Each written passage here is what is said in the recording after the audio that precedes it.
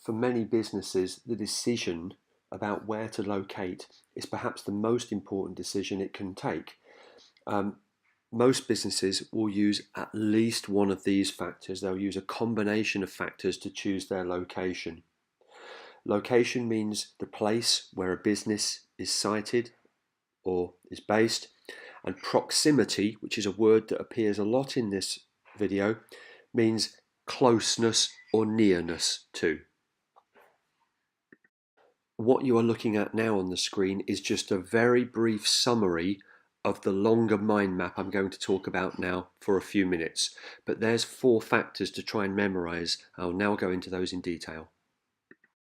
One crucial factor is the cost of the site. So the price of land and or premises, such as offices and factories, varies significantly in different areas of the United Kingdom. So for example, costs in places like London and Cambridge and Manchester are considerably more expensive than other areas of the country, such as Teesside in the northeast, for example, which has seen a decline in its industries over the years, which just means that those parts of the country now are generally much cheaper. So number one, the costs of the land or the premises, depending on what area of the UK, prices also vary significantly within cities and within towns, depending on whether you are city centre, town centre, or on the outskirts, for example. The closer you are to the city centre, usually the more expensive the rent or the factory or the land to buy is compared to further away. Next thing to consider is transport links. Now, for example, businesses need to transport raw materials and their finished products and goods out. So they need good road, rail, sea or air links. Sometimes the junctions of 2 motorways are very expensive because it gives companies the possibility to use both of those motorways to distribute their goods and products. Similarly, if companies are exporting overseas, they need to think about how close they are to airports, harbours and ports like Dover down in the southeast in Kent, because they've got to pay to transport their goods and products. So being close to good transport links is absolutely vital for reducing costs, amongst other things, and also time. If you've got to get your goods and services out, you need to be able to get them on the road, get them in the air, get them on the boat as quickly as possible. I've also mentioned ICT communications here. It's very important that companies have fast, reliable broadband, and that's not available in all areas of the UK. Broadband speeds vary, but for example, if a lot of your products or services are sent digitally, so you use digital distribution, you need really good broadband coverage, or this fibre optic broadband, the latest technology, so that customers can get their products quickly, so that you can send things out quickly by email, etc., etc. So really good ICT communications are needed. Now, here's a big one. Proximity to the market is important, not only for retailers like shops, but also for service providers who have to be close to where the customers live.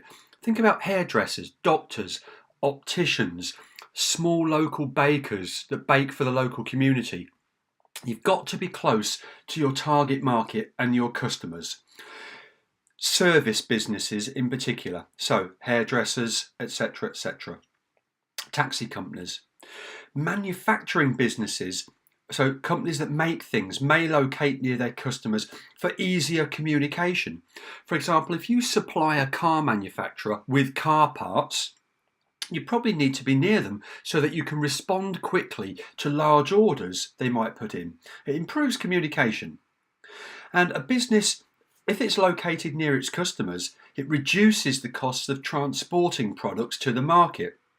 For example, a local bakery will not transport bread to shops outside its area, usually. The second form of proximity is proximity to labour. All businesses need labour, some more than others. By labour, we mean workers, employees and staff. Many require workers with different skills. Some need lots of low-skilled or unskilled labour, for example, agricultural work in some cases.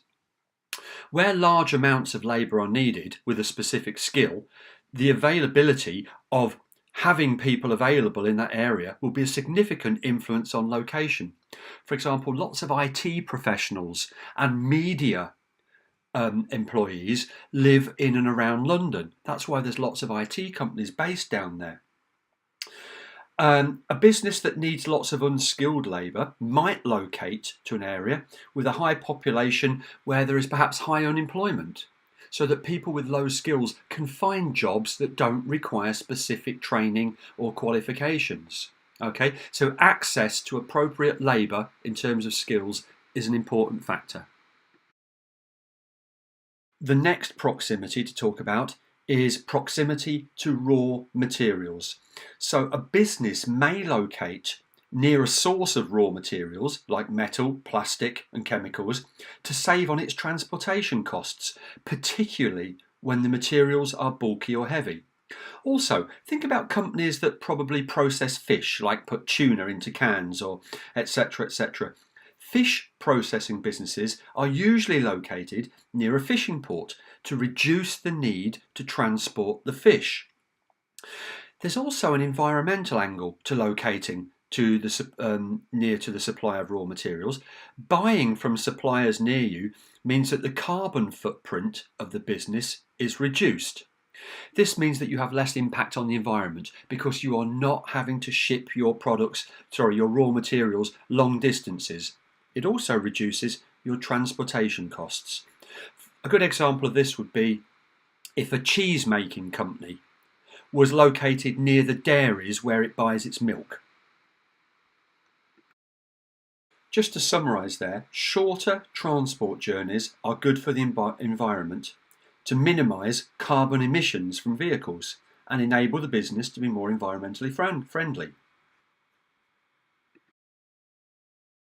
Some final points. The government may influence a business's decision as to where to locate, because sometimes the government may give a business grant towards startup costs, or it may reduce corporation tax if a business locates to an area of high unemployment.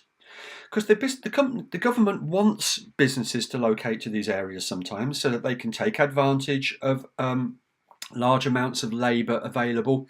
So it encourages firms to locate in sometimes what are called enterprise zones.